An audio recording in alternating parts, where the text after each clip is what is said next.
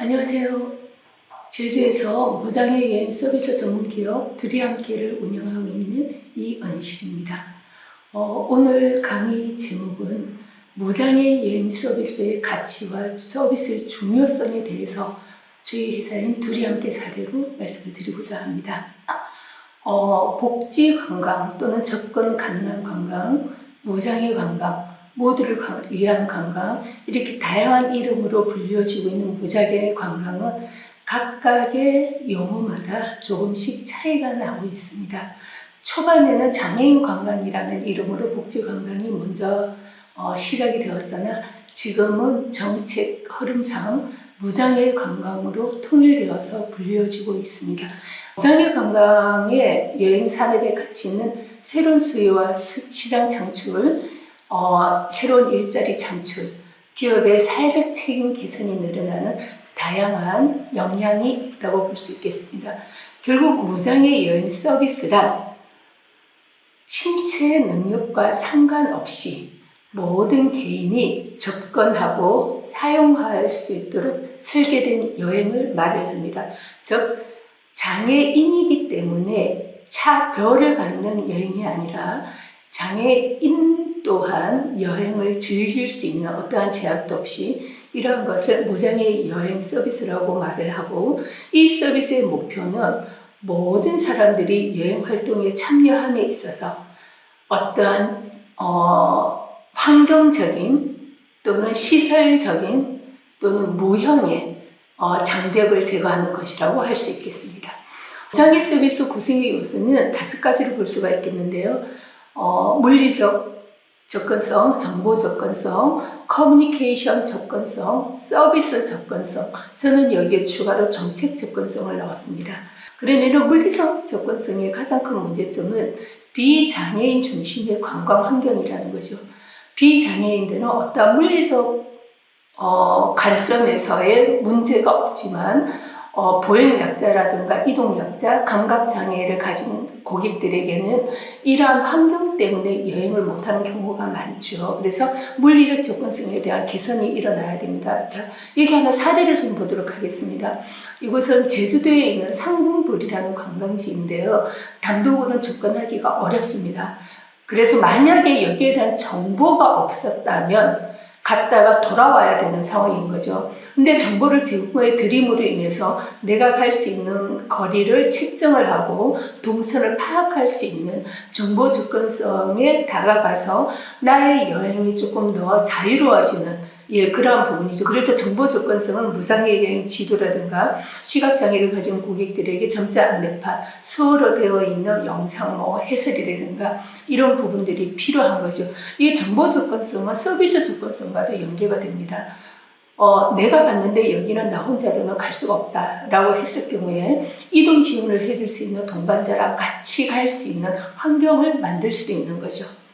자, 커뮤니케이션 접근성은 내가 관광 산업에 있는 사람들에게 나 일본으로 여행을 가는데 내가 전동 휠체어를 가지고 있어요. 나는 어떻게 가야 될까요? 라고 물어봤을 때 대부분의 여행에 종사하시는 분들이 장애를 가진 고객들하고 만날 기회가 없기 때문에 이분들을 무시해서 그러는 게 아니라 정말 몰라서 저희는 그런 여행 상품이 없다라고 이야기를 합니다. 이러한 부분도 개선되어져야 될 상황인데요.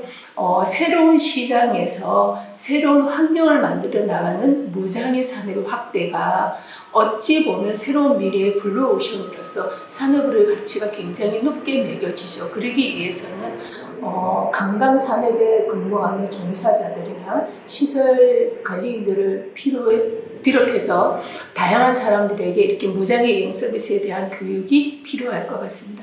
무장애 여행이 활성화되기 시작을 한 게 아마 2014년도 이후부터 활성화가 되기 시작을 한 것 같습니다. 전국 지자체에서 특정 버스를 도입을 하고 무장애 관광에 대한 분위기가 올라가고 그래서 여행에 대한 욕구들도 높아지고 장애인과 비장애인이 차별받지 않는 관광 환경에 있어서 여행에서도 그게 관광 차별을 금하는 여러 가지 법안들이 만들고 조례들이 만들어지면서 무장애 관광도 하나의 권리로서 유엔 헌장에도 나와 있습니다. 여행은 누구나 누려야 할 권리라고 나와 있듯이 비장애인과 마찬가지로 장애를 가진 고객들도 여행을 해야 되는 권리가 당연히 있는 거죠.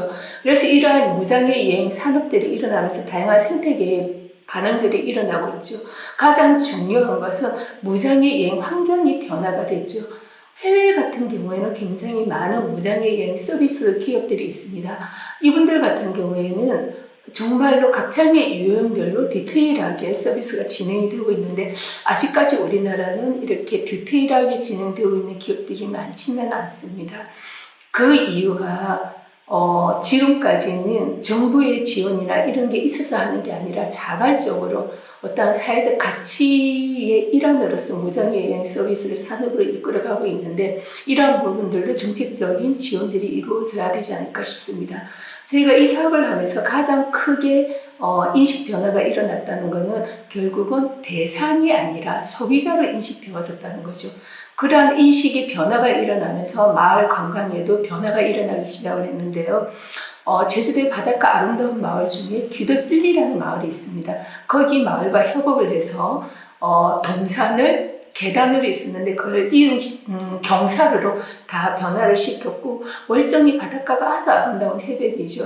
거기도 일반적인 비장애인들을 위한 화장실이 있었는데 장애인 화장실 아주 멋지게 만들어졌습니다. 여기는 실질적으로 우리 발달장애를 가진 트래블 헬퍼가 활동하고 있는 모습이고요. 특히 이제 무장애 여행 코디네이터나 기획자들을 저희가 양성을 해서 많은 일자리들을 만들어냈습니다. 이런 일자리를 만들기 위해서는 다양한 교육들이 이루어지죠.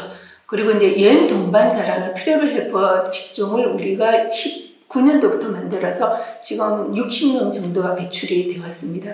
우리나라에서 최초로 장애를 가진 고객들을 대상으로 패키지를 만들기도 했었습니다.